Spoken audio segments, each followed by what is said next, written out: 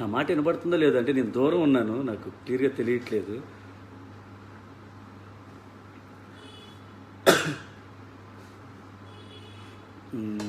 ఇంకా చెప్పండి sir. What next project? Shravan Kumar.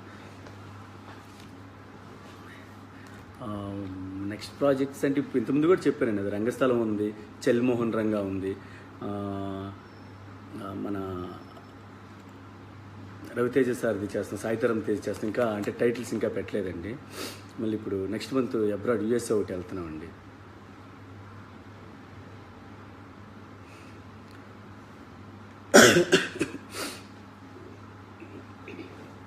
Sonia, Rakesh master చెప్పిన దానికి క్లారిఫై ఇవ్వచ్చు కదా మాస్టర్, మేము చాలా హర్ట్ అవుతున్నాం మిమ్మల్ని అన్నారు. సోనియా అంటే ఏమని చెప్పాలంటే, కరెక్ట్గా చెప్పాలంటే యూట్యూబ్లో వచ్చే అన్నీ చెప్పే అన్నీ నిజాలు అయిపోతాయి, యూట్యూబ్లో ఉండే అన్నీ నిజాలు అయిపోతాయి. అంటే ఆయన చెప్పిన అన్ని నిజాలు, రాకేష్ మాస్టర్ గారు కరెక్ట్గా నిజాలు చెప్తే నేను యాక్సెప్ట్ చేస్తానండి. అది అంటే ఆ విషయంలో అయితే అంటే చాలామంది అడుగుతున్నారు వచ్చి మాట్లాడచ్చు కదా, చాలామంది ఇంటర్వ్యూస్ అడుగుతున్నారు. నాకు ఇష్టం లేదండి. అంటే ఆయన ఒక గురువు స్థానంలో ఉన్నారు, గురువు స్థానంలో ఉండి అలా అబద్ధాలు చెప్పడం నాకు అస్సలు నచ్చలేదండి.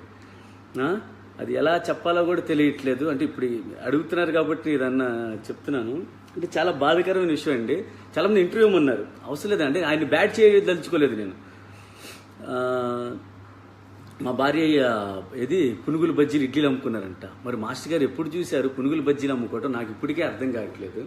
అది ఎంత బాధ అంటే తను 2-3 డేస్ భోజనం కూడా చేయలేదండి. ఎందుకు ఆ మాట నేను వెళ్ళి అడుగుతాను, వద్దొద్దు అడగద్దు మాస్టర్ గారు కదా బాగోదంటే, సరే నేను వెళ్ళి కేసు పెడతాను అంటే మా పక్కింటి వాళ్ళు కేసు పెడతాను తీసుకెళ్తానంటే వద్దండి వద్దు, మా మిస్సెస్ అన్నారు వద్దు కేసు అయ్యేం వద్దండి అన్నారు. నేనే వెళ్ళి అడుగుతాను అన్నారు, కానీ నేనే వద్దు. ఎందుకు అంటే నిజం చెప్తున్నారు అబద్ధం చెప్తున్నారు ఆయన మనసాక్షికి తెలుసు అండి, దేవుడికి తెలుసు.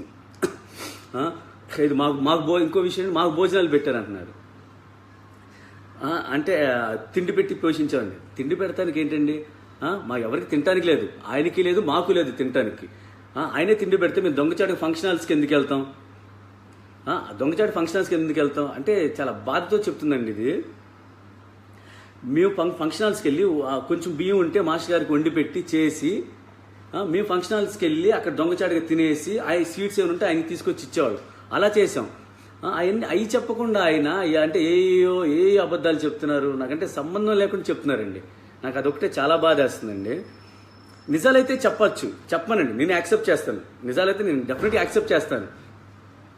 నేను సాంగ్స్ ఇప్పించాను, నేను తిండి పెట్టానంటే మాస్టర్ గారు ఏ సాంగ్ ఇప్పించారండి నాకు చెప్పమనండి. ఎవరు టాలెంట్ లేకుండా ఎవరు పైకి రాలేరండి, ఎవరు టాలెంట్తో వాళ్ళు వస్తారు. అంటే ఒకరు ఇప్పించారు ఒకరు చేస్తారు, అది చాలా తప్పండి. నాకు ఇంతవరకు మాస్టర్ గారు ఒక్క సాంగ్స్ ఇప్పించలేదు, మాస్టర్ గారు వల్ల కూడా నాకు ఒక్క సాంగ్ కూడా రాలేదండి. కానీ ఎప్పటికీ ఆయన నాకు గురువే, ఎందుకంటే ఆయన దగ్గర అసిస్టెంట్ చేశాను కాబట్టి. ఆయన దగ్గర నేను నేర్చుకున్నానండి, క్లాసికల్ నేర్చుకున్నానండి. రాకేష్ మాస్టర్ దగ్గర జిమ్నాస్టిక్స్ ఒకటి నేర్పించేవాళ్ళు. ఆ టైంలో నాకు బ్యాక్ పెయిన్ అయి వచ్చిందండి, ముద్రలు నేర్పించేవాళ్ళు.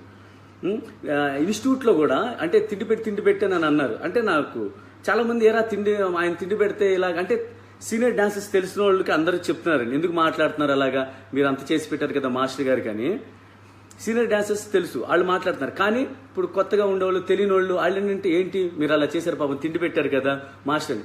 మేము కష్టపడ్డామండి మార్నింగ్ నుంచి నైట్ వరకు క్లాసులో ప్రాక్టీసులు చేసి, మామూలు ప్రాక్టీస్ కాదు, నైట్ వరకు చేసి ఆయన ఆఫీసులకి అటు ఇటు వెళ్తే ఆయన వచ్చిన తర్వాత మేము వండి పెట్టి మేము తిండి పెట్టి మేము క్లాసులు చెప్పి చేస్తే. ఇంకోటి ఇంతవరకు నేను షూటింగ్స్ చేసిన పేమెంట్లు నాకు 2 పేమెంట్లు వస్తాయండి, డాన్సర్ పేమెంట్ అసిస్టెంట్ పేమెంట్. నాకు మ్యారేజ్ అయ్యే వరకు ఒక 5 పైసలు నేను తినలేదండి, తీసుకొని ఇంటికి పంపించలేదు, నేను బట్టలు కొనుక్కోవాలా. ఏమన్నా బట్టలు ఉన్న అమ్మ నేను ఊరి నుంచి పంపిస్తారంతే. 2 పేమెంట్లు మాస్టర్ గారికే ఇచ్చేవాడిని అండి. అంటే మాస్టర్ గారికి ఇన్ ద సెన్స్ ఇన్స్టిట్యూట్కే ఖర్చు పెట్టేవాళ్ళు. బోర్బండ్లో మాస్టర్ గారు ఇల్లు కడితే దానికి కానీ ఇన్స్టిట్యూట్లో ఉండేదానికి కానీ ఇవే చేసి చెప్పాం. ఇంకోటి ఏంటంటే చెప్పారు బోర్బండ్లో ఫ్లోర్ కడుతుంటే ఒక ఫ్లోర్ నీకు ఇస్తాను శేఖర్, ఒక ఫ్లోర్ సాంబశివరామాయకి ఇస్తాను, ఒక ఫ్లోర్ నేను తీసుకుంటాను అలా అన్నారు. అది మేము అడగలేదే, మాకు ఇవ్వలేదు, మేము అడగలేదు. ఆయన హ్యాపీగా ఉంటే చాలు ఎక్కడైనా, ఎవరు పర్సనల్స్ వాళ్ళకుంటే. కానీ ఇలా వచ్చి చెప్పడం వల్ల చాలా ఇదండి. అంటే ఇప్పుడు చాలా మంది అడుగుతున్నారు, నాకు ఏం చెప్పాలో అర్థం కావట్లేదు. అంటే నేను చెప్తే ఆయన బ్యాడ్గా ఉంటుంది. సారీ, చాలా ఎమోషన్ అయినట్టుందండి, చాలా సారీ అండి.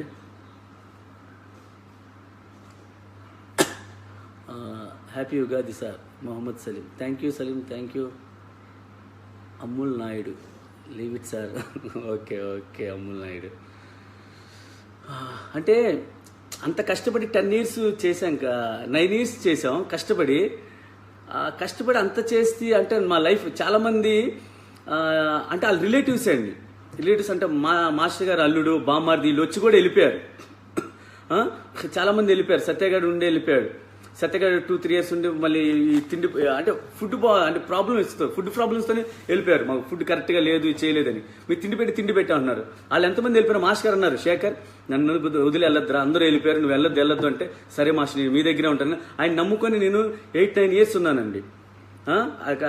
అంటే అదే 8-9 ఇయర్స్ ఆయన నమ్ముకొని ఉన్నందుకు నన్ను ఇలా బ్యాట్ చేశారు. ఓకే అండి, నాకు ప్రాబ్లం లేదండి. అంటే దేవుడు అనే ఉన్నారు, ఆయన చూస్తాడు. మాస్టర్ గారికి తెలుసు, నాకు తెలుసు, సాంసరామాకి తెలుసు ఏం జరిగింది ఏంటనేది. మెయిన్ ఓకే సారీ అనే ఒకసారి హాయ్ చెప్పండి నర్సిపూరి. Hi hi hi నర్సిపూరి.